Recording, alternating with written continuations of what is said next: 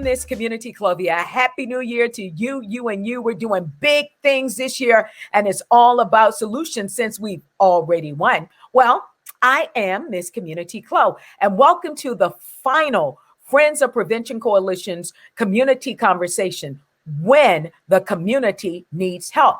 Adverse childhood experiences and its lasting impact on our lives. Today, our expert panelists will discuss the impact of childhood, culture, and generational trauma on our health, relationships, and every other aspect of our lives. They will help us understand how adverse childhood experiences play an important role in the decisions we make.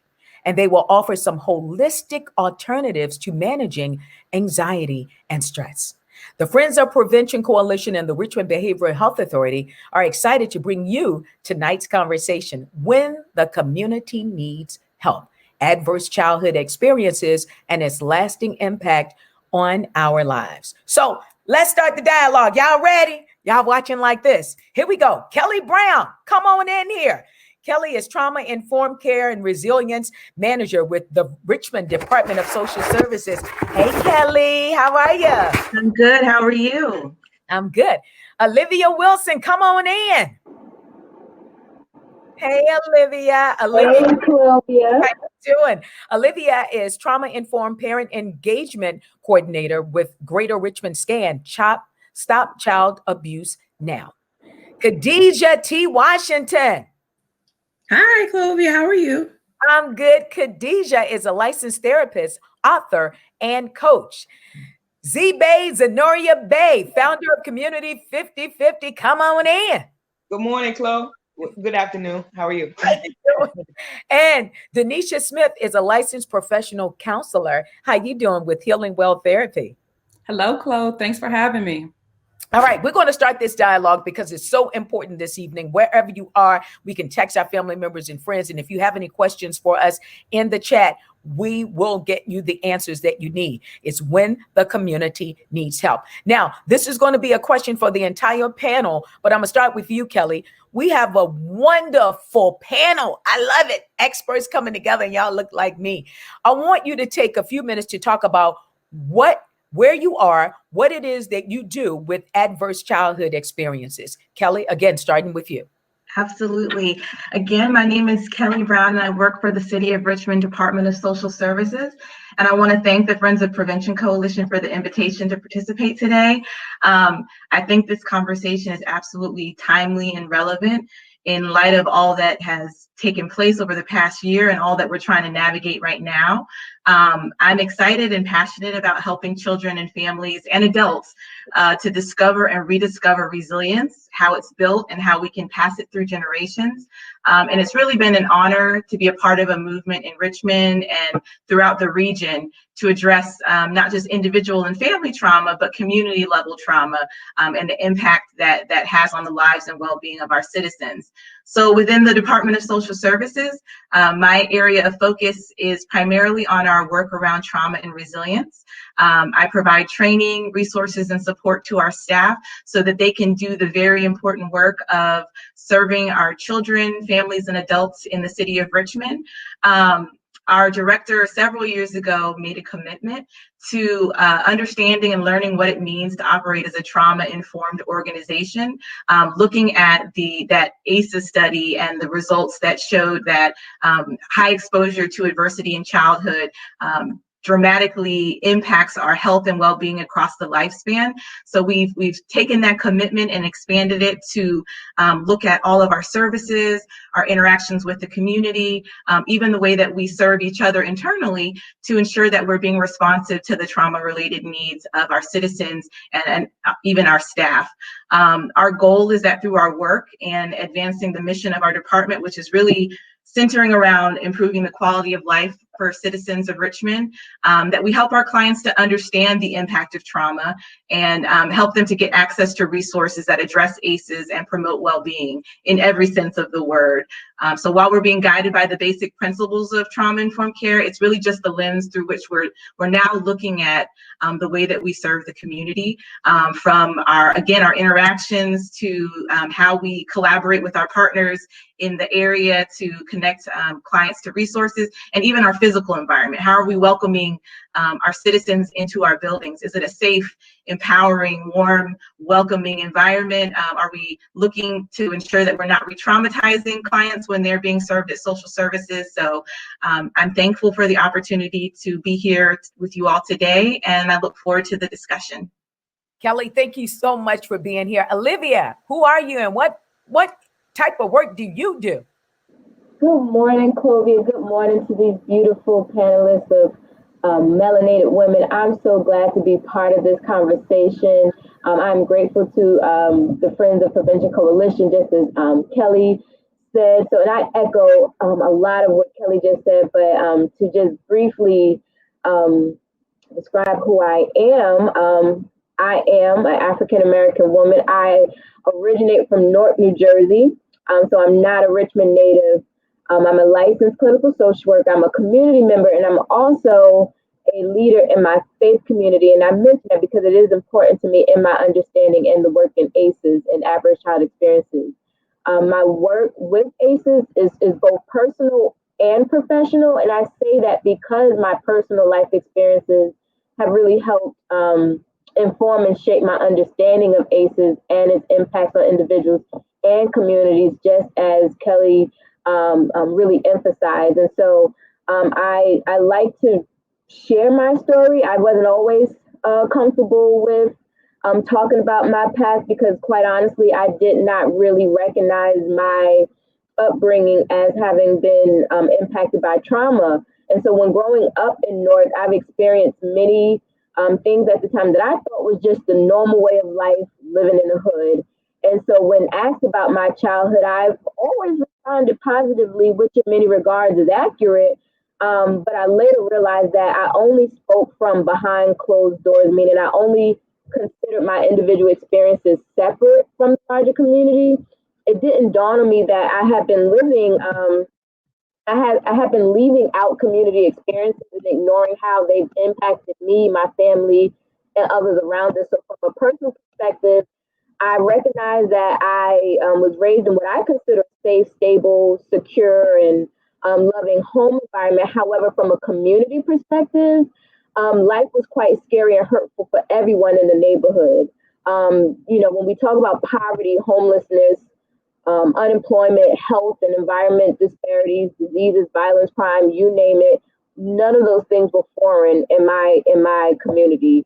In fact, it was all too familiar. So as a child, I knew that these things were bad. I knew they were scary and quite hurtful, but I only understood them in this sense of it was the norm. Although many of us in my neighborhood, we became used to and we became numb to these conditions, though we were used to these conditions, the truth of the matter is that we were all constantly living on edge, living in survival mode. I grew up understanding my community to be a rough neighborhood. And I also understood that there were some sad things going on. But again, at that younger age, in my adolescence, I just couldn't understand why. So it wasn't until I became an adult, and quite honestly, it wasn't until I became a social worker that I realized many of the experiences faced in my community were indeed traumatic experiences. What was considered to be common occurrences in my community, I now realize were not normal conditions to live in. It can be quite difficult to realize you're experiencing trauma when you and everyone around you is experiencing the same thing. So for many families, living in what is known as trauma-affected communities is normal in the cycle, and it's quite difficult to break that cycle. So again, it wasn't until these past few years that I developed a deeper understanding as to how many of these cycles were generated and why they continue today. I preface all of that. I start off with all of that just to say that, my role that I have with SCAN, I'm really grateful for. I operate as a parent engagement coordinator. I operate out of SCAN's community programs, which encompasses all of SCAN's prevention programs and initiatives that are at at the community, state, and organizational level. And these programs are focused on the prevention of child maltreatment through the education of protective factors and trauma-informed approaches in organizations, communities, and systems. And so overall, our goal is to promote resilience and to reduce the prevalence and impact of adverse child experiences on children, family, and community. And so I'm so grateful to be here to engage in this conversation in a deeper way. Olivia, thank you so much, man. This is going to be a wealth of information for all of the folks that are watching this evening. We can help us. Folks who look like you and me, it's time for us to have a real dialogue about trauma. And when the community needs help, we need to have folks like you, the experts, joining us here and understanding our plight. Denisha, talk to us a little bit about your experiences with ACEs.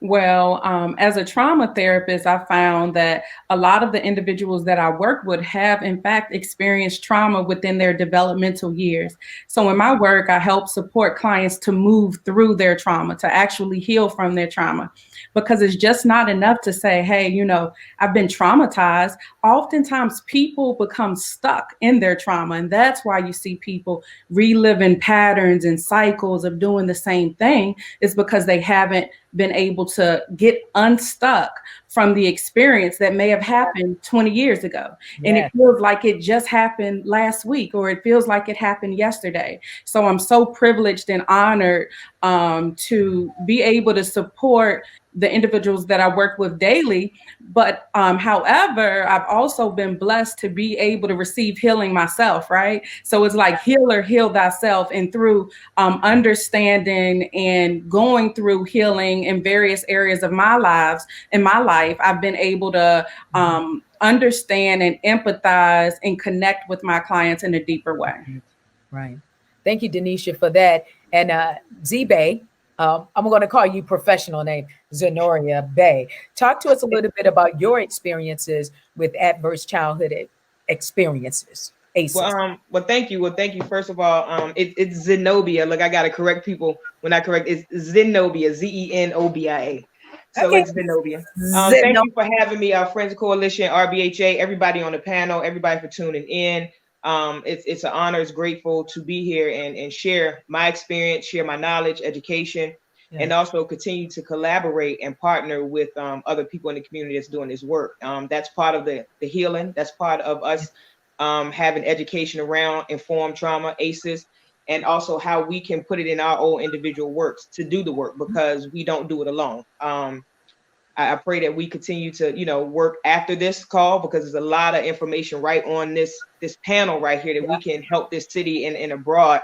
And that's what it's about. So I just feel like being honest and transparent with our clients is one of the ways that we can, have adverse childhood experiences come up now, and they can not be stuck. Meaning not be stuck is having these behaviors keep coming up with these resources, utilizing the resources, utilizing the tools that we put in front of them, and educating them on it. Because a lot of people in our communities are not familiar with outpatient therapy. They're not familiar with the psychological evaluation. They're not familiar with these different terms of mental health that, people are saying to them. And then if people don't look like them, then you go into a deeper culture issue of the trust. So I just think being very, very transparent, I know definitely with the youth that I work with, talking to them about real life situations that's going on today in their lives, and being a support system for them and giving them resources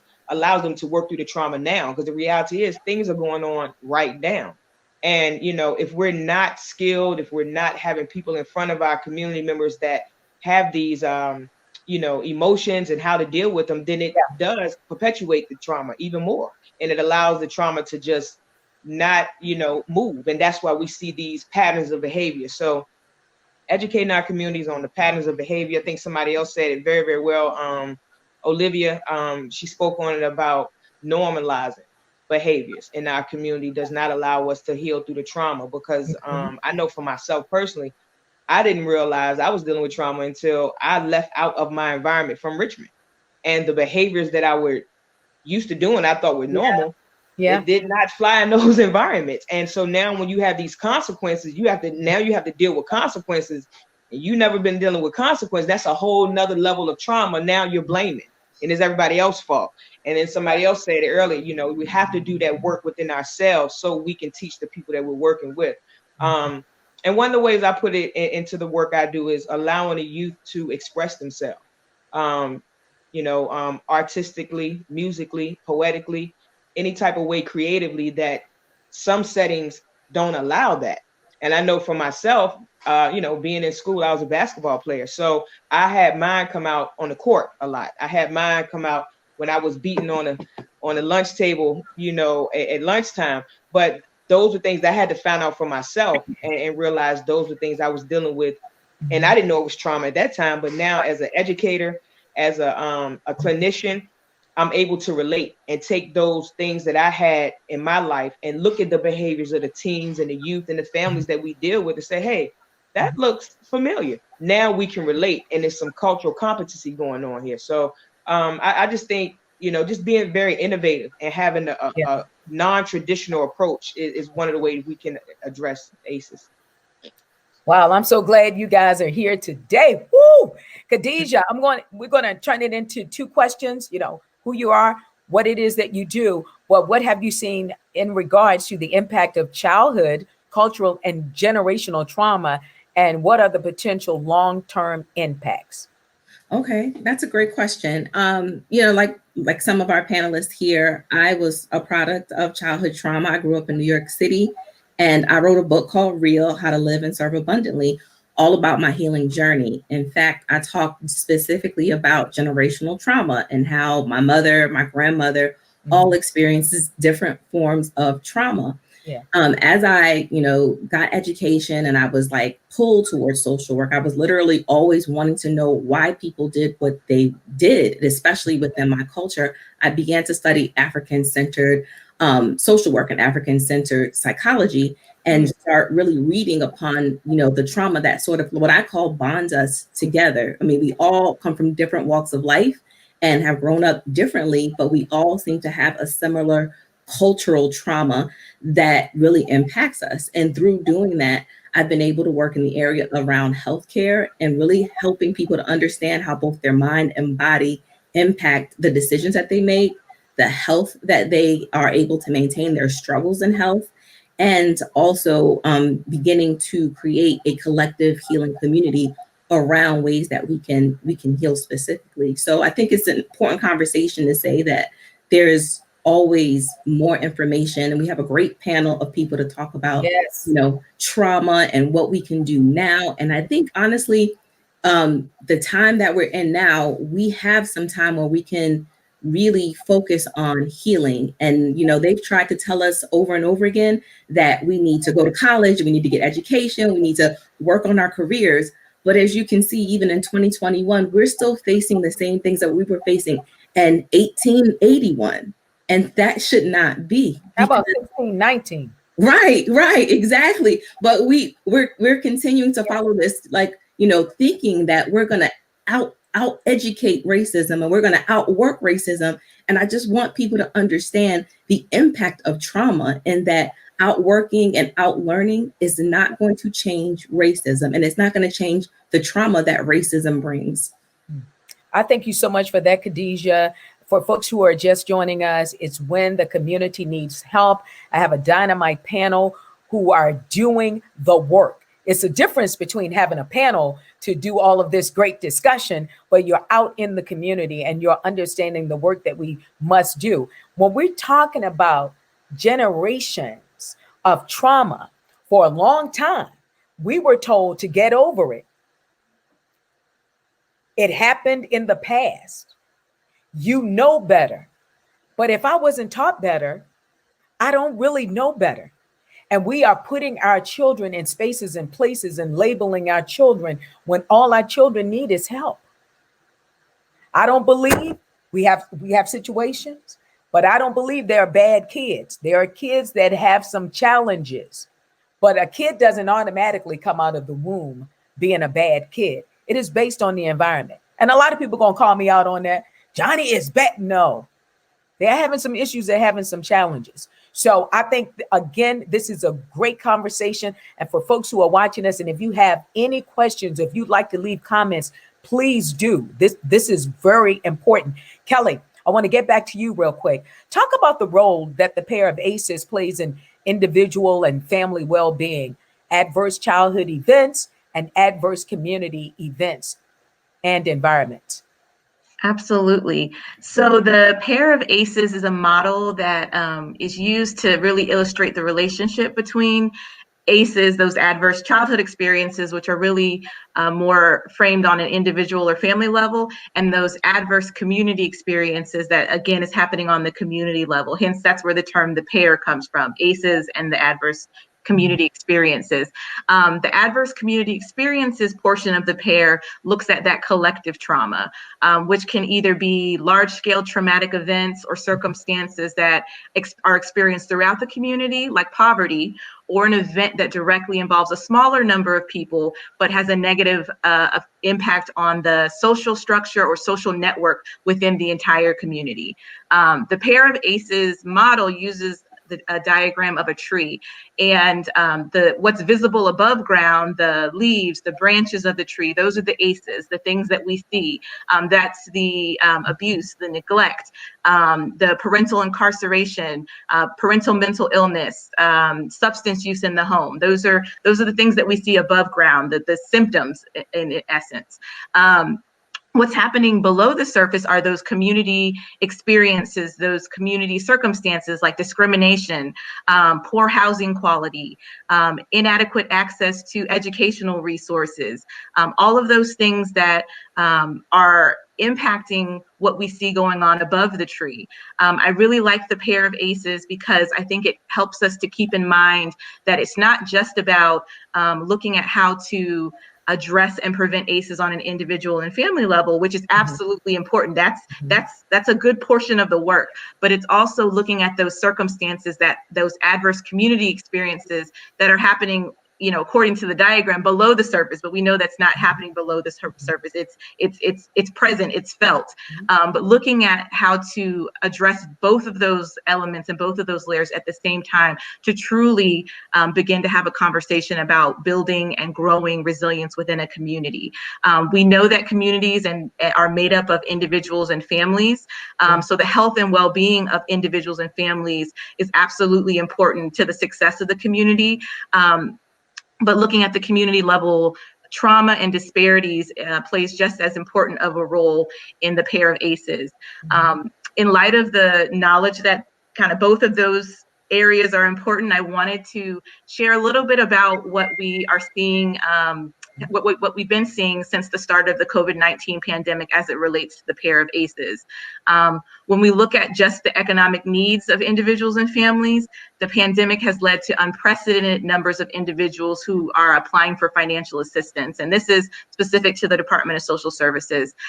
We're working very hard to serve those who have been negatively financially impacted by the pandemic. Specific alone to just our SNAP program with the City of Richmond, we've seen a 105% increase in the number of applications for that benefit, 105% increase. So that just speaks to the community level adversity, the negative impacts, and that's related to the pandemic. But we know that helping to meet the basic needs of children and families is absolutely part of our work to address and prevent ACEs.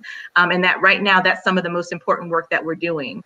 But you take that and you couple it with the heightened stress of just this time, school closures, social isolation that has come from the pandemic. It's really challenged parents and families in a way that perhaps they have never been challenged before in this generation, not just in the city of Richmond, but nationwide. So we're finding it very important to remember those stressors and to do our part in collaborating to make sure that families have access to the needed services, because our goal is strengthening families. It's helping to build resilience, but we can't do that without being honest about the circumstances that are facing our families, our children, our communities right now. And we really need the entire support of the support of the entire community to help promote the safety and well-being of our children and the families that we serve. So I say, if you know of a family that's struggling right now, reach out to the parent or caregiver, see what they're in need of, see if there's anything that you can do to help. But not being afraid to encourage that family to reach out for assistance, whether that be in their own natural supports, their faith community, a community organization, or through a system like the Department of Social Services or behavioral health systems. Not being able to reach out for help, because if we've learned anything in the past year, is that we can't do this alone. The community has been caring for each other, and we as providers and professionals want to be proactive in making sure that they have the resources that they need to continue to survive and also to begin to thrive in the face of this immense adversity. So we talk about reaching out for resources, but also just being knowledgeable about what families and children are experiencing right now. I like it when you said, Kelly, we can't do it alone as the Department of Social Services and an agency. And I'm pretty sure that all of us as nonprofit organizations and community engagers, when it comes to our children and young adults, when we're dealing with trauma, the issues in the past have always been, you have these nonprofits that are here and willing to support, but to connect with the agencies, they have to go through hoops. And that's where a lot of the issues and challenges are. And that's why you see a lot of organizations out there just doing it themselves, because they have to go through hoops. All they want to do is help the children. And I'm pretty sure if you have a nonprofit or you're associated with a nonprofit organization, these are just some of the things that we want to do. And I thank you so much, Kelly, for sharing that. I want to get over to you, Olivia. You're dealing with parents and you're dealing with students and some of the issues and success with our students in Richmond public school systems. When you're dealing with the parents, we need to start with the parents and some healing in their lives before we can move into the children's lives, right? It's like put the mask on first and then take care of the children. How is that working in your work? Absolutely, you're absolutely correct, Clovia. You know that is one of the first or main principles that we definitely focus on, is about how do we, help build up your own individual resilience. So what does, first of all, acknowledging, right, and addressing and finding ways to support yourself so that you can be a strong, resilient adult, because, if you do not have that type of support and care for yourself, then it makes it a whole lot harder. Sometimes, harder, but then even leaves you to be unable to even help your child or the children in your care. And this goes for both, parents, caregivers, but I'm also going to include our educators in this, because the way that I and the team that I work with goes about our work with Richmond Public Schools, as well as other school systems, because SCAN is partnered with other school systems as well, not just RPS.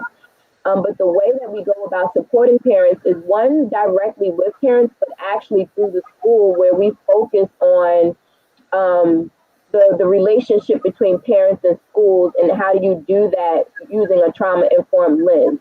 And so a lot of the offerings of the support that we offer to RPS and other school systems in the area is through professional development training, as well as consultative support.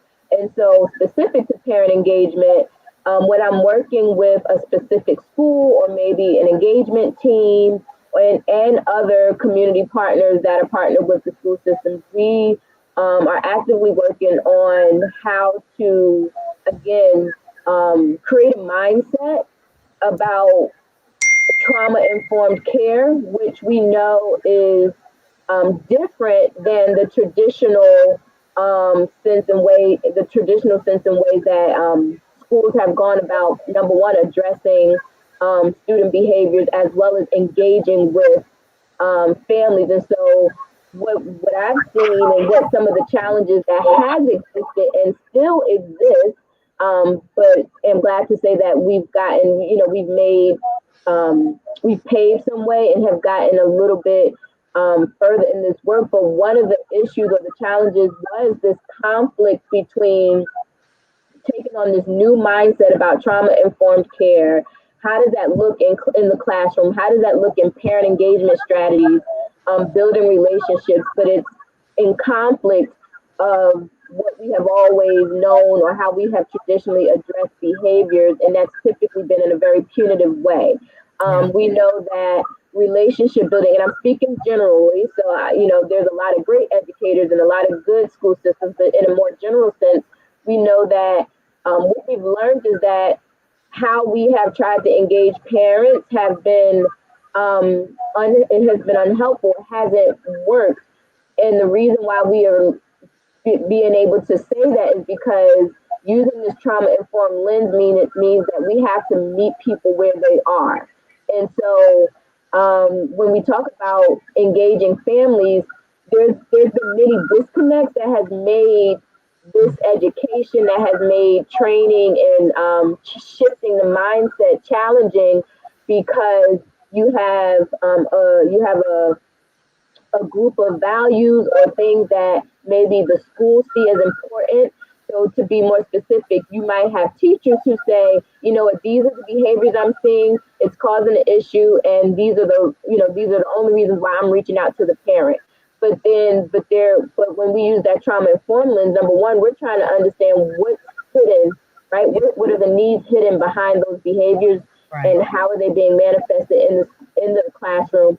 And then also, and how that is impacting what's going on at home. And so when you're the parent and you're constantly being inundated to only get phone calls about the bad behavior, right, what's happening bad, and we don't have any type of cultural or just understanding of the trauma, what's going on in that child's life, in their household, with that parent or caregiver, it causes a disconnect, and it causes, just quite understandably and naturally, it causes frustration even on the part of the educator, because they don't see movement. It doesn't look like it's working.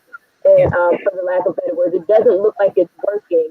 And so there's frustration that grows. But at the end of the day, one thing that I know that I constantly emphasize over and over again when we're talking about parent engagement is the role of relationships.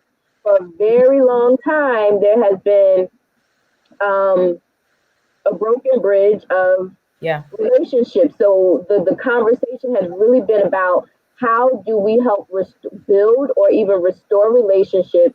How do you regain trust? And that's not going to happen overnight. That takes time. And so it's this level of frustration and wanting to address and help educators feel supported in managing their classroom and addressing children's behaviors, but also understanding that there's so many other layers beneath that makes it challenging for us to connect. But we can't get anywhere, so we have to do the hard work and build those relationships and reestablish trust. Thank you so much for that, Olivia.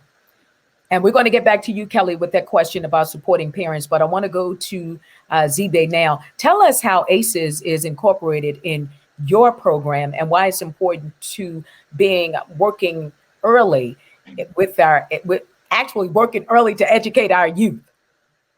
First of all, I want to just say, like what Olivia just said, just piggyback on everything she just said, starting from building trust, those authentic relationships so that we can have that connectivity. And that's one of the things we do.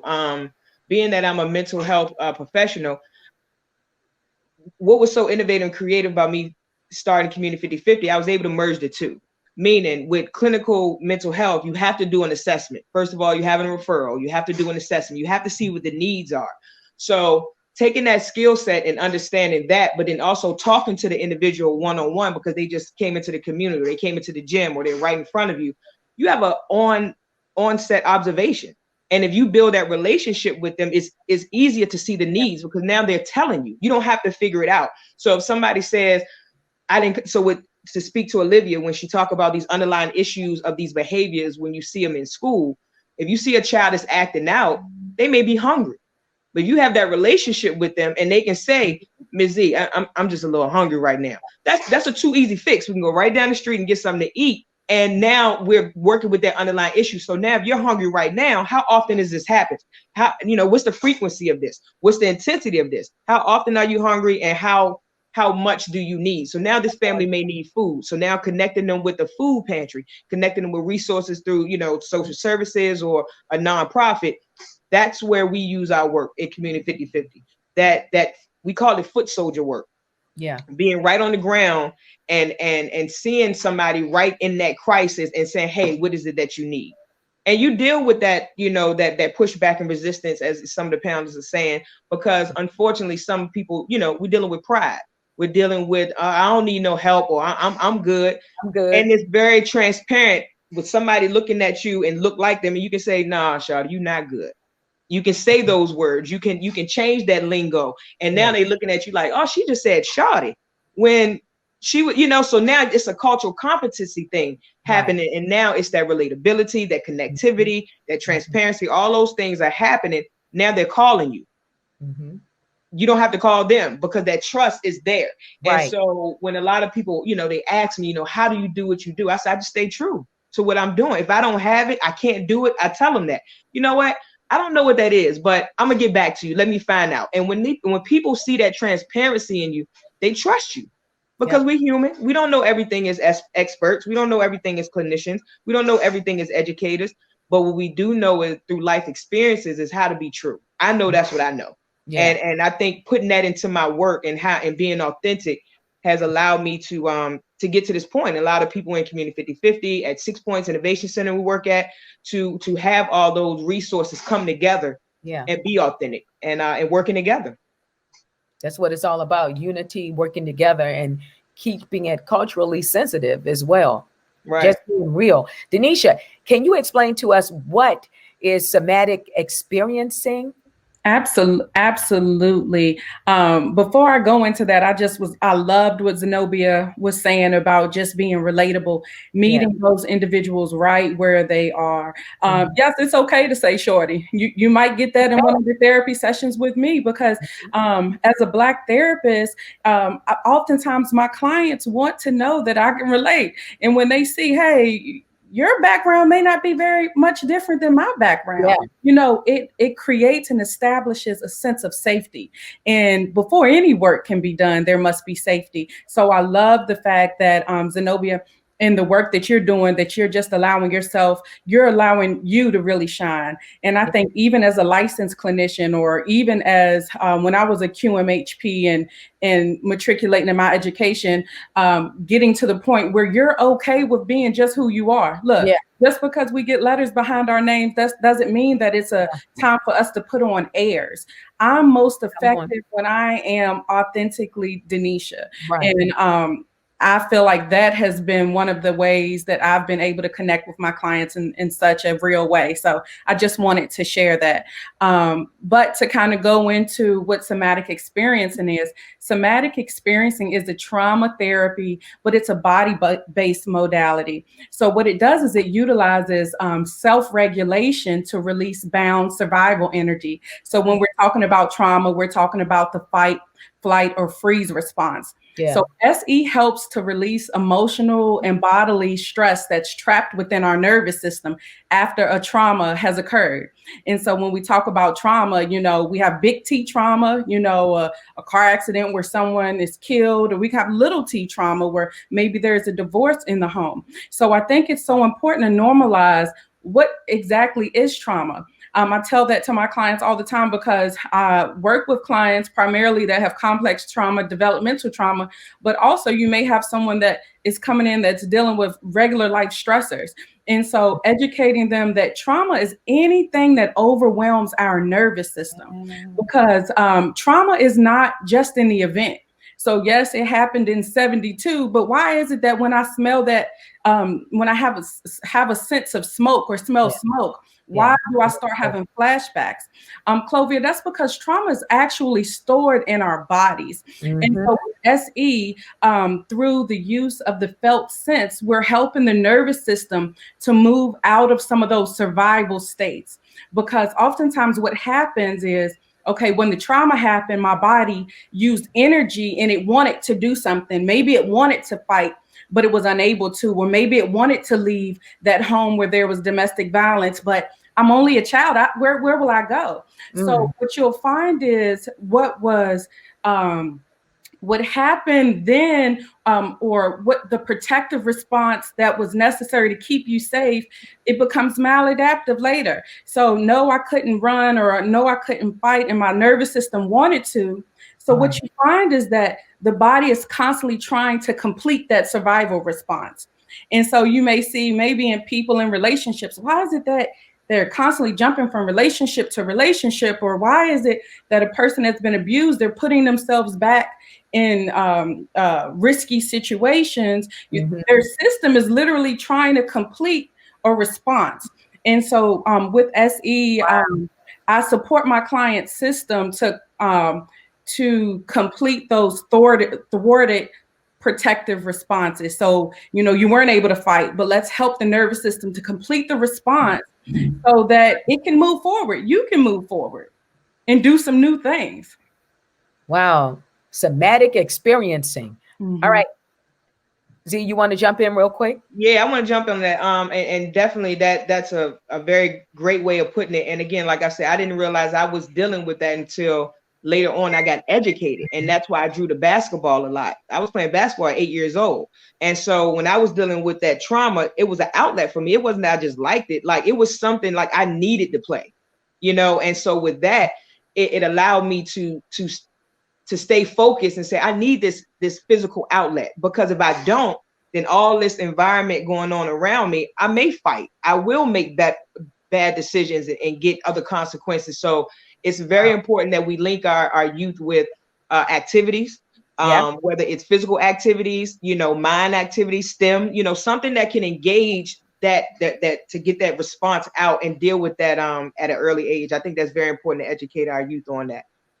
Thank you, Z. Khadija, I want to come to you. How do people maintain wellness with all that is happening, political and the racial unrest and this global pandemic? Right. That's an excellent question. And one that I'm passionate about is around healing. And I think it's important that this pandemic has put people in the mind space of, what do I do now? And we're calling upon people of, what do I do now in a crisis? But the idea is that mental health does not occur only in crises. Like, we have been living through several crises all throughout our lives, and we have to start looking at healing in terms of prevention and in terms of wellness. Like I talked about last week, I was just saying, think about how much money we spend on crisis and incarceration, and then think about how much we do for like community programs, like Zenobia has Community 50/50, and just simply changing things like our diet, our physical activity, therapy, support circles, healing circles, all of which are available right here in our community at no or very low cost. So when we think about how much prevention that we really need to move forward and stop looking at our mental health in terms of crisis and just, attaining to crisis, we really need to look at it, really holistically. I think the first thing I talk about is really looking at what routines and practices are you doing every single day to support yourself. You don't have to wait for an event or a murder to happen on TV to start saying, do I have a mindful practice? Am I walking every day? Am I journaling every day? Am I reading every day? There's nothing that I'm talking about that actually costs any actual money. But there's a gamut of things that we can do, we can learn about. There's books that we can read. And one of the really interesting thing, I was, blessed to have the benefit of coming from trauma and having to parent a child who I didn't want to grow up in trauma. And I had to be open enough to learn some new parenting techniques, to learn some new ways to take care of myself. I was just saying to my son the other day, one of the things that we used to do as a routine every single evening was have cuddle time. Just have affection, kisses, reading, a small 15 or 20 minutes of time during the day after bath time, before bed, just so that he could feel nurtured and loved and supported. And we weren't doing things and rushing around and just focusing on productivity. But really, I realize now that was really a healing practice, that once I learned that, hey, I didn't really grow up with hugs, kisses, nurturing, positive statements, affirmations. Those were things that I had to incorporate as an adult when I became a parent, but I also had to include that if I wanted to see some change in my personal life, in my culture and in my community, I had to start doing some different things. So I think all of us can start examining, what is it that we're not getting enough of? What is it? Connection? Is it affection? Is it respect? Is it just, we don't have to wait for a trauma all the time. We can literally encompass a lifestyle of wellness. Wow. That mindful practice. I think that is so important. You know what? Y'all are just blowing me away. And I'm trying to kind of like just stick to the questions because I want to jump in so bad. But anyway, Kelly, I want to get back to you because you want to talk about support for the parents. And then Olivia, I'm going to go back to you to talk about some of the successes in RPS. Kelly, you first. Absolutely. And I think it fits perfectly in what some of my fellow panelists have been describing in terms of providing resources to parents, support for parents as a prevention strategy. And so I just wanted to highlight something that's happening in the world of social services and providing services to family. That's really federal legislation that's now about to be implemented in the state of Virginia, which is called the Family First Prevention Services Act. And it's an act that's really designed to focus on what we do at social services: safety for children, strengthening families, and reducing the need for foster care whenever it's safe to do so. But I like to highlight on the piece of strengthening families and recognizing that while what's happened to a child, while the ACE that they've experienced or the trauma that has been identified for the child is what might bring a family to the attention of any one of many systems, we know that if we don't support the parent, if we don't look at parental trauma, if we don't ensure that parents have equal access to services for healing, recovery, and to help them learn healthy ways of parenting, that we are not making lasting change in the life of that child. So the Family First Prevention Services Act, like I said, the implementation is coming. It gives us access to structure and funding for services, not just for the child, but for the family, for the parents, which is so important because this is all about, in this specific instance, all about foster care prevention. We know that sometimes when there's ACEs, when there's trauma, that foster care placement is the safest option for a child, but a lot of times it doesn't need to be. Families can heal, can recover, can be strengthened within their own homes, within their own structure. So, and we also know that placement in foster care doesn't come without its own stress and pain for the child and family. And we call that the system-induced trauma. And while we absolutely, it's a necessary tool to have, we want to see what we can do before it gets to that point. So through things like relative placement, something that we call family finding. Is there a relative that we can step in and stand in the gap for this child, serve as a placement while we help this family to stabilize, while we help them to strengthen their own natural coping skills and build around them a set of services that's going to help them to be successful and help them to be resilient.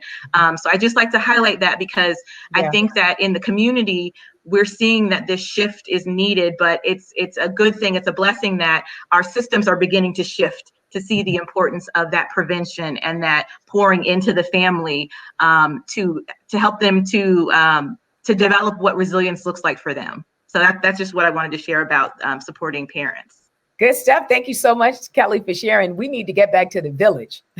We need to get back to the village of the mamas and the papas and all of the businesses in the area taking care of our children to help them be the best that they can be. Now, Olivia, we talked about some of the issues when it comes to dealing with the parents and students at RPS, but you have some success stories too.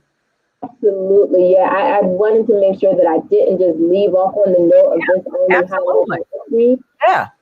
But the success is one of the main successes that I just wanted to share is that when we talk about trauma-informed school systems, that sometimes I kind of talk about just school-based, but the school is a system, and so one of the successes that I just wanted to highlight, and specific to RPS and other school systems are doing this too, but that they are really taking, they have really taken a commitment and a lot of investment in creating a more trauma responsive school system, with really paying a lot of attention to their higher leadership. So there's been a lot of initiatives, but also just really doing a lot of focus on how to shift and change the culture within the system so that it can trickle down into the individual schools. And it's really, again, more of a mindset, but then also we talk about lifestyle, but that they're really kind of taking it on, that they are not just bought in, but that they're living into it. And so some success stories have been either individual teachers coming up to me just saying, thank you so much, we've been needing this for a long time, or it could be, getting requests from schools saying, hey, Olivia, thank you so much for whatever that resource you shared. We want to now do this type of parent engagement activity or this type of parent. So I want to highlight the successes that there are. The fire has caught and it's still growing. It still needs to be, it still needs to be, it needs to grow. However, the success is that people are starting to understand. They are applying these trauma-informed principles to their individual lives so that they can show up in the school and be able to apply them in the classroom and be able to start finding different ways, more effective ways to connect with not just their students, but also their families. And so I'm grateful to be a part of the request and the ideas that teachers and school leaders are having to want to better form these relationships with their parents. Even with thinking of the engagement team, RPS's Office of Engagement has restructured in a number of ways for them to continue finding more effective ways to really do family and community engagement in a very intentional way. So I'm really proud to be a partner with RPS and some of the other school systems as well.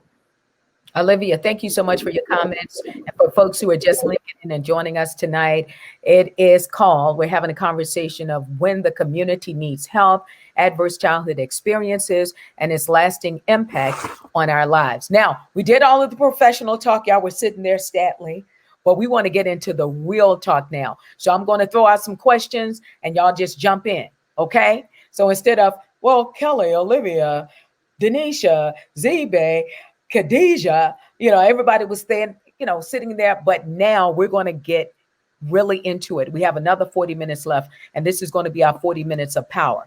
Okay. Brady, raise your hands. I'll do my best to unmute. So what we going to do? All right. So I'm acting like I'm in control. All right. So I'm going to throw this question out.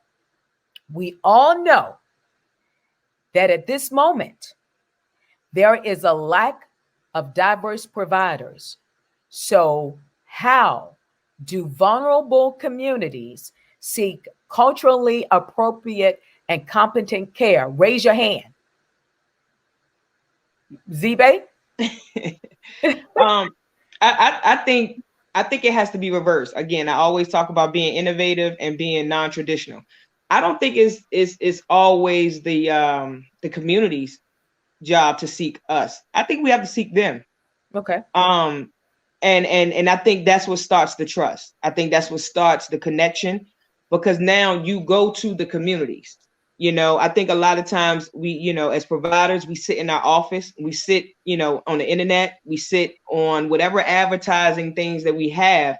But when are we actually, definitely with safety, especially now with COVID and everything going on, but being safe and going out into the communities where the clientele that we serve to seek them. And I think that's what has to happen even more now than ever. But then also, just to answer the question, I think that, people in our communities have to be open and be honest with themselves to say, okay, I know I need support and help in this area, whether it's counseling, whether it's food support, whether it's transportation, whether it's just behavior management with my family dynamics, and seeking those resources themselves as well. I think it has to be definitely a two-way street. Thank you, Z. And a lot of times for years, generations in the Black community, we were told that as we were growing up, Black folks don't commit suicide. Black folks don't have issues. So having this conversation today, it is only understandable. Yes, we do have issues. We do have challenges. It is okay to see a therapist. It is okay. So I want all of us to release that to our viewers. It is okay to see a therapist. We don't have it all together. We come from a traumatic situation. And even if we thought it was good, it could have been better. We come from situations where it was a lot of high tense actions in our house. Even if it wasn't anything physical, a lot of folks come from homes where there was verbal abuse. Well, it's okay to be called out your name. You're going to be like your daddy. You ain't going to never be any good. That is trauma. That is trauma. So I want everybody who's watching to take this show in. And if you need to speak to someone after the show, call us up. I want us to break through the generation of trauma. And the only way we're going to be able to get it done, we, folks that look like you and me, we must be at the forefront of it. I know you work for an agency and I know all of that stuff, but I'm just going to keep it real. So we're going to go on with the next question. So I'm going to ask that question and you just raise your hand. This is good. What are some holistic alternatives to managing anxiety and depression, especially in our vulnerable communities? Who's raising their hand? All right, Olivia was first. So I know we have already switched the question, but I just want to just echo what Zenobia said on that last question about reversing the seeking, and just say that it just want to echo, like Zenobia is so right, that it does take a lot more effort and intentionality for us to realize that we need to put more of the effort and not just sit back and wait for people to come to us. Because again, we're talking about the impact of trauma, the long lastings in that. And there are many reasons why the seeking from the community is not being done. And so if we really call ourselves healers and helpers, we have to help bring the support to them as well. So anywho, holistic alternatives to managing anxiety and depression. So actually, Khadija had already started listing a lot of these in her previous message. I'm just going to repeat them and add a couple of more. So when I think about holistic alternatives, I think about the impact of nutrition, the role of sleep on our mental health. And so anyone can chime in, but just our behaviors, our relationship to food and nutrition. I think if we can also continue to educate and develop a better understanding about how nutrition impacts our mental health. But we talk about sleep hygiene and how that can also help improve our overall wellness and mental health. Okay. I think about the role of deep breathing. I'm a huge advocate of deep breathing exercises. It doesn't have to be anything fancy unless you want it to be. But our breath, as we when we're doing our trainings and we're talking about using mindfulness and mindfulness techniques, we always talk about how deep breathing is one of the quickest and most effective ways to help someone come from a dysregulated state, meaning whether they're currently in a state of experiencing symptoms of anxiety, they're feeling high, stress, worrying thoughts, whatever those symptoms are. Your breath goes everywhere with you. And so it's the thing that you can reach the most if you're in a place where you don't remember whatever tools you've been taught, they're not accessible. Your breath is accessible, so it goes everywhere you go. So you can always use deep breathing as a technique to help calm the system, as Denisha was saying earlier, that nervous system in the moment. I can list off a few more, but I don't want to, take up all the time. But for me, it's prayer. It can be meditation also for others.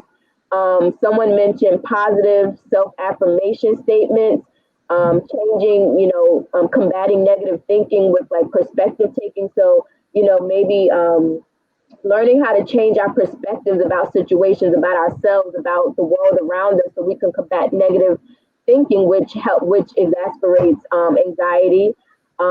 Exercise or any kind of movement, journaling, engaging in creativity, whether that's, as Zenobia said, the arts, music, poetry, whatever it is. Re-engaging in nature. One thing I really love that Khadija mentioned earlier was about talking about Afrocentric therapies, or just like our worldview and how we go. African people have always been in connection with nature. We've always been on spirituality. Yeah. So I think getting reconnected to nature in a very intentional way is very therapeutic. Our spirituality, is also very important. So I just want to highlight those things. In addition to yoga, Reiki, even essential oils. There's a lot of essential oils that could help aid in easing anxiety and depression.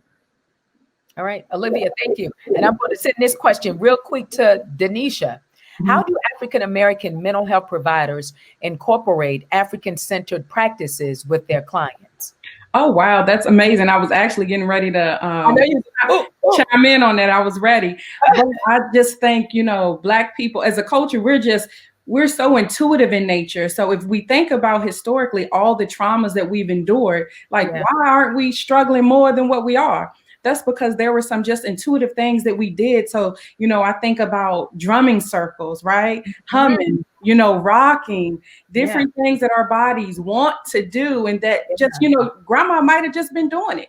And would you believe that actually impacts our nervous system to shift from one state of maybe hyperarousal to another state, kind of helping our nervous system to develop more resiliency. So, I'm a firm believer in grounding. That's noticing your body. So I often tell my clients, noticing their feet on the floor, noticing their back against the chair, and the support of the chair underneath you. That's called grounding. Some call it earthing, really connecting with nature, putting your feet outside, because what that does to your body, as it relates to your physiology, it actually helps your nervous system to shift from one state of dysregulation to a more state of a more regulated state. So grounding. I also say, something as simple as self-touch. So if I'm experiencing some anxiety in my body, like tightness in my chest or butterflies in my stomach, actually placing one hand on your chest, one hand on your stomach, and just being present with that. Because what is that translating to my body? A nurturing touch, right? Because physical touch is actually very grounding and stabilizing for our nervous system. You can kind of give yourself a self hug. Sometimes we do things and we don't even recognize that we already have some adaptive strategies that help us. So sometimes people like, one of my old colleagues used to walk around the office with a tight jacket on. I'm like, girl, it's hot. And she like, well, actually this input, the tightness of the jacket helped her to feel secure and settled. So, self-touch. Also, the last thing I'll note is it's called orienting. So what I say is orienting to pleasure. And so actually organisms do it out in the wild all the time. So maybe, a squirrel hears a sound and it's kind of looking around. And so what it's doing is it's actually trying to assess for danger. So, that can be helpful for our nervous systems as well, because oftentimes our brain, the amygdala, is firing and saying that there's danger going on based on our history or based on a past trauma. So, okay, we're highly sensitive to certain things, but oftentimes the act of just looking around your environment can be settling, because it translates and it communicates to your body and your brain that, okay, there's no threat, I'm safe. Also, orienting to pleasure. So if you're in an office type setting and it's getting, your boss tripping, the environment is kind of toxic, I encourage my clients to keep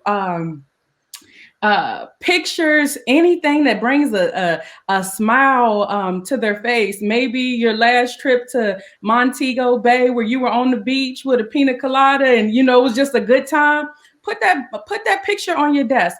And so when you're feeling stressed and overwhelmed, I encourage you to orient to that picture, because what's happening in that moment, your nervous system remembers that, and a deep breath may happen, which is a sign that your nervous system is actually settling down and into a more regulated state. Denisha, thank you for that therapy. Look to the right, I'm not in danger. And I'm sitting upright in the chair. No, this is helping me. And I'm gonna put on a tight shirt to tuck in all of the parts from my quarantining on that part. I got a whole lot of stuff I need to tuck in. That's gonna work, and it's gonna cradle me. Me too. Thank you so much, Denisha, for that. Now, this is good stuff. Khadijah, I want you to mention what you put in the chat about one professional to. I work in healthcare, and I look at the entire state of Virginia and the way healthcare is set up. And I always try to explain the fact that there's a couple of, things we have to talk, like, I know we're talking actual what people can do, but even on a higher level in terms of advocacy and in terms of changing laws and in terms of actually getting more qualified professionals of color, is that right now in the community we have is one professional for every 780 some people who may need services. And that's not just including people of color, that's people generally. And then there's communities like Southeast Virginia that may have no one. They literally may have to travel to another town or city to actually access mental health care. And that's why virtual services have been so essential in pandemic, yes, but just in generally, they were using these services before. So when people are saying, hey, I want a therapist of color, I want someone that looks like me, it can be a challenge. And I let people know, from the start that a lot of people who are like, I'm a licensed professional, there may be a waiting list involved. We may have to talk about things like circles and healing circles and community support, things that they can do if they really want to wait, or some other alternatives if they need to see someone right then and there. But I think it's really important that you connect with things like Therapy for Brown Girls and start looking at things like the Association of Black Psychologists and Association of Black Social Workers to start looking at, that's something that you're like, hey, I really want this and need this. Really start calling upon them to start putting together professional lists and groups for your city so that you might have something like that you can, definitely use. Another huge barrier in terms of keeping people in therapy is really having a realistic perspective on what to expect in your healing journey. I talk to members and I talk to clients who are seeking therapists all the time. And it's always the encouragement that therapy can definitely help you. Yes. These things that you can do can definitely help you, but you have to go more than 3 times. You're going to have more than 3 appointments. And if you just go 3 times and stop showing up, they're going to fill up really fast when you really, really need them. So it's really important for them to understand that there's a relationship, there's a capacity even for that professional, that you can't not be engaged in that therapy process. I mean, yes, it may be some time to really develop a relationship with a professional to find the right therapist. And you have to allot that not everyone's going to be in alignment with you.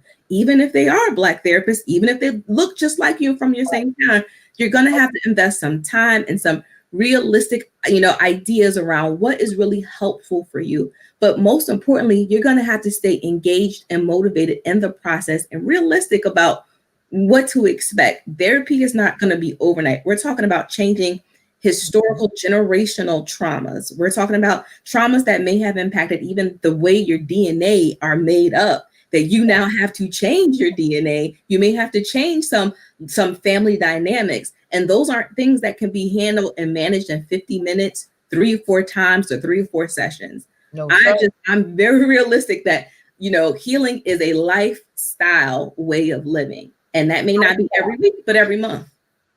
Healing is a lifestyle. It's a lifestyle. Mindful practice. Hug yourself, hold yourself. Thank you, Denisha. I appreciate that. Oh my God, I feel so good right now. Khadijah, back at you. You have a book, Radical Empathic Acceptance of Life, How to Live and Serve Abundantly. And it's available on Amazon. You write about racial empathy. What exactly is that? And how do we address conversations about race and radical empathy in our workplaces and in the home? Right. This is a super hot button issue. And actually, my book released, fortunately, and unfortunately, the same week as the George Floyd, murder. Oh. And I have in the book a line, and mind you, I've been writing this book for 2 years about how trauma suffocates us. And literally that became a hot button issue. Everyone sort of honed in on that whole description, because has been my experience. Is you can't really live your fullest life. You can't really have the kind of relationships you want to have, because we are, in a culture and a society where, especially in this country, the trauma, especially of racism, has been largely denied, rebranded, and minimized. And so when we talk about having racial empathy, I call it radical empathy, because this experience of 2020 for a lot of people who are non-Black, has been in a totally explosion of what we're supposed to do. I've never seen anything like this before. People of color, I feel for the most part, were like, yeah, I've seen lots of this before. It just hasn't been as public, and it hasn't been as severe or intense. So I think when I think about empathy, right, there's 3 stages of empathy. There's emotional empathy, there's cognitive empathy, and there's compassionate empathy. For many people, all we've seen from people is emotional empathy. That's when you really feel bad that something's happened. You really, you don't agree with it, you cry, you have an emotional response and reaction. And that's definitely necessary. Cognitive empathy is when you really start understanding, where people are really of all colors and races are starting to understand, let's really unpack this whole racism thing. Let's really unpack this whole trauma thing. Like, why does my grandmother have the same story that my mother has and my aunties have, and even my uncles? And why are we sharing such similar stories? And why can't we seem to change that?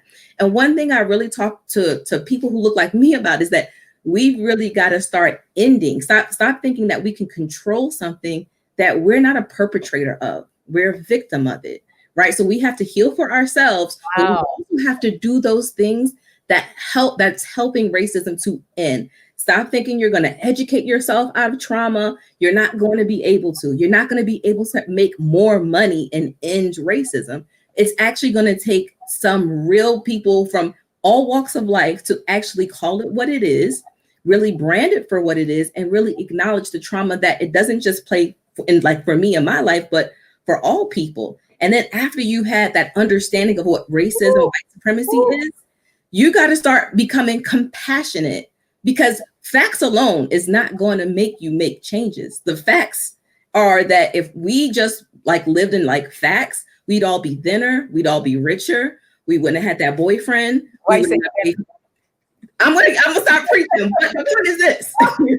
You're preaching good up here, because we are going to help our people. We will not be having the conversations as our grandmother and our great grandparents about the same thing in the 21st century. So it's up to us to get it done. And I can't stress that enough with everything you do out in the community, everything that Z-Bay does out in the community. And I'm passionate about the community as well.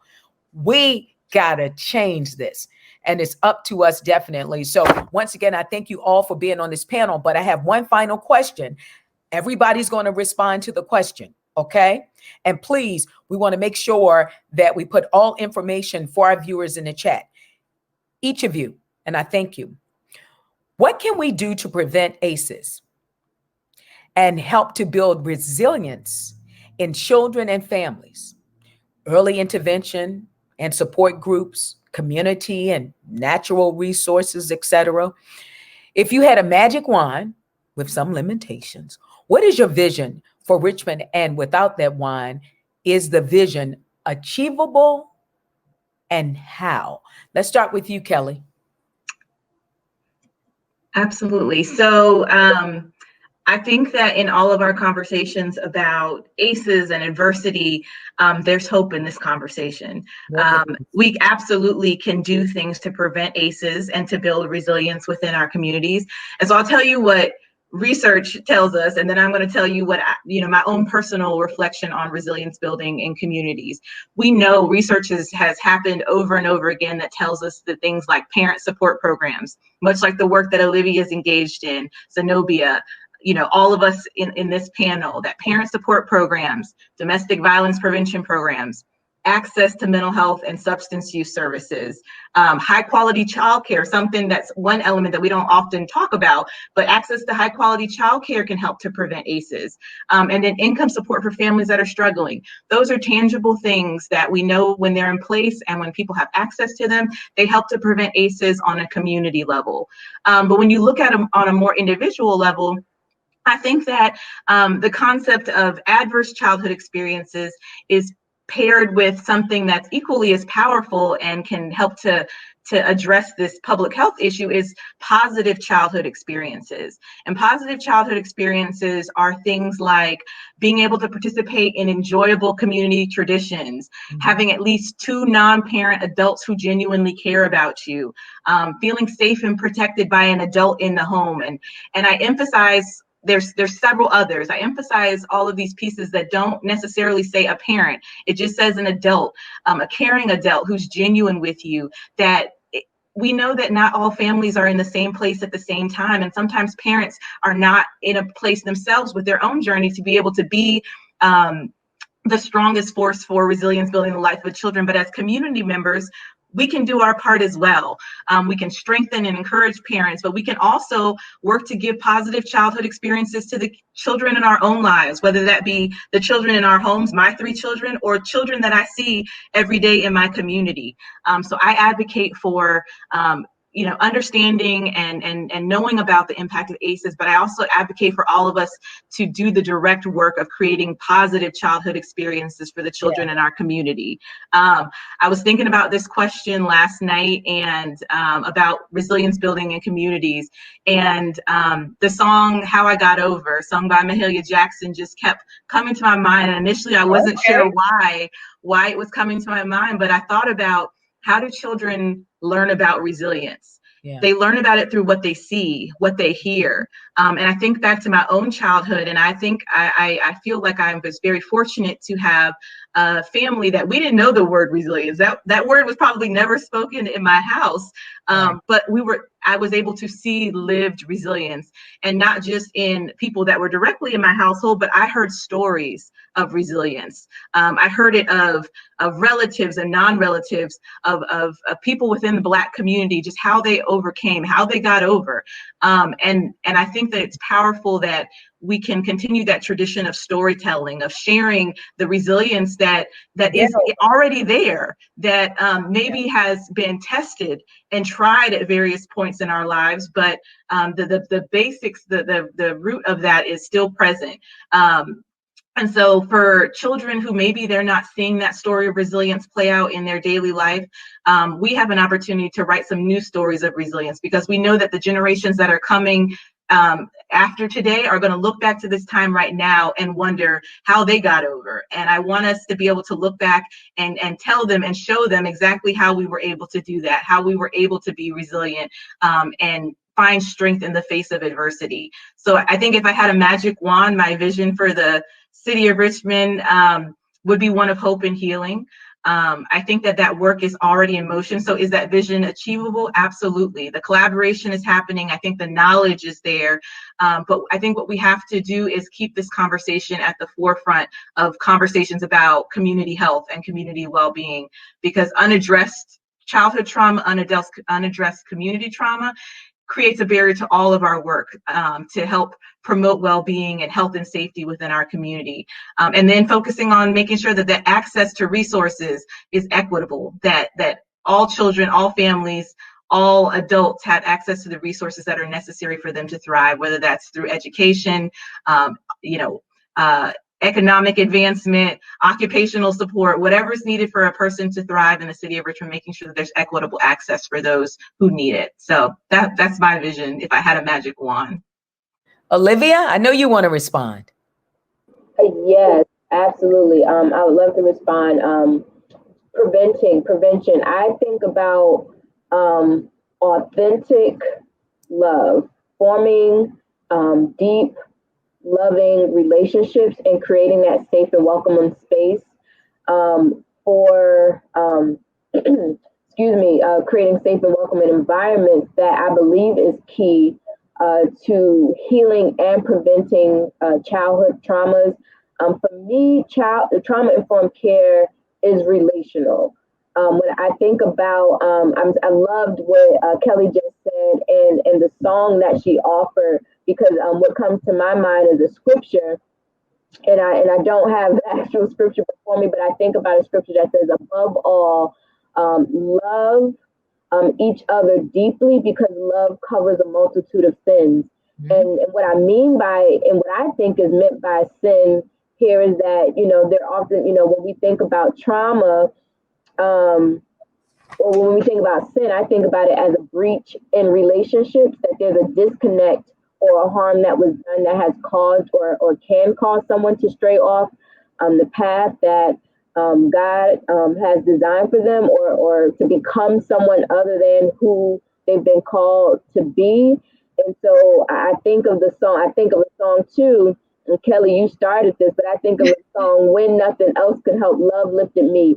So for me, again, that forming authentic, deep, loving relationships is so key to prevention. And I talk about love in a non-philosophical way. I really talk about it.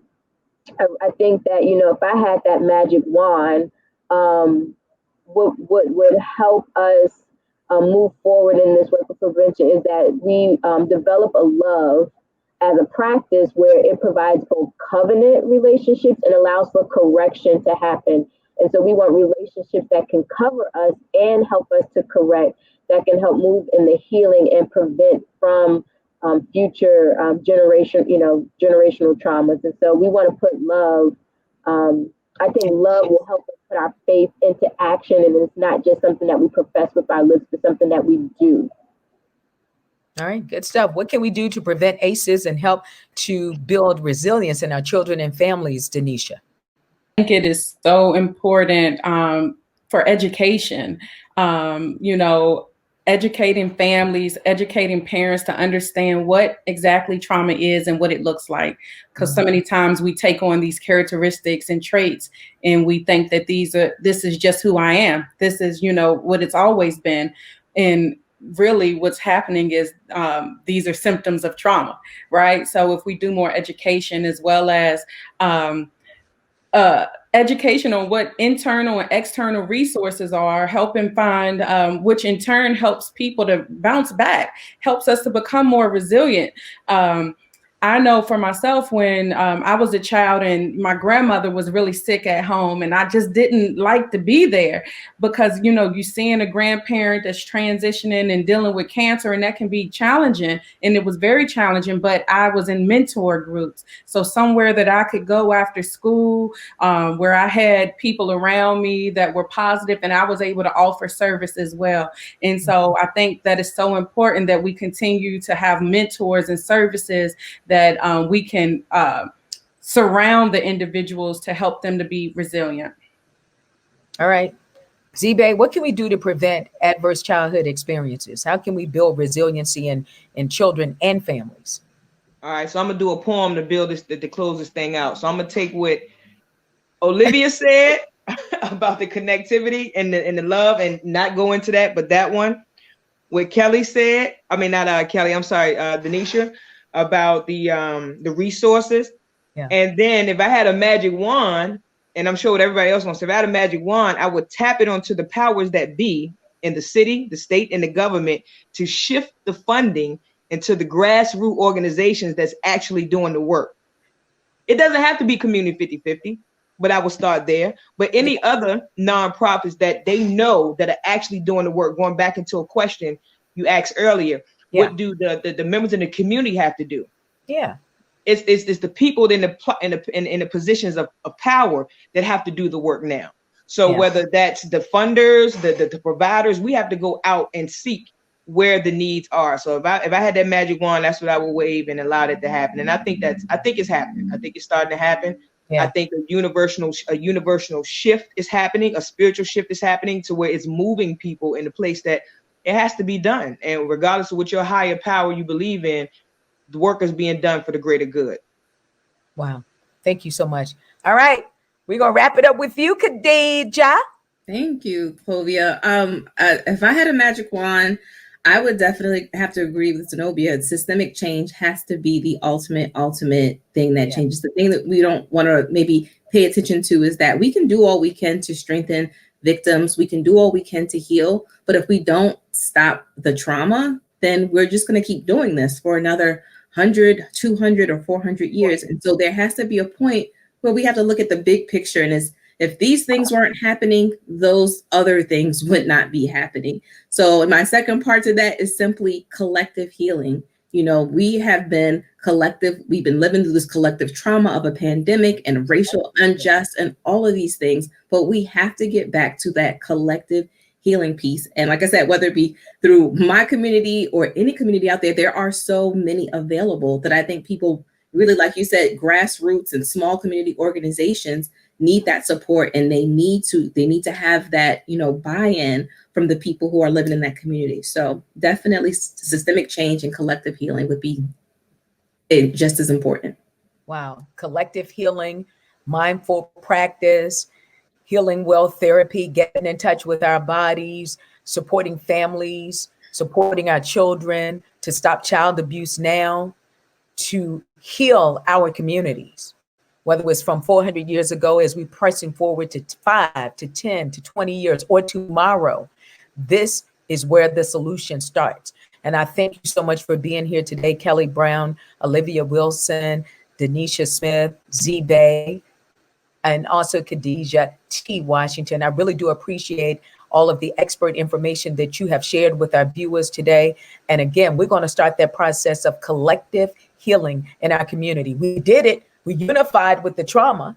And some of us tried to get over the trauma, as you did mention about the education, trying to educate it away, earning top dollars on your job away, becoming lawmakers to get empowered, becoming law enforcement to get empowered. But truth be told, we all need therapy.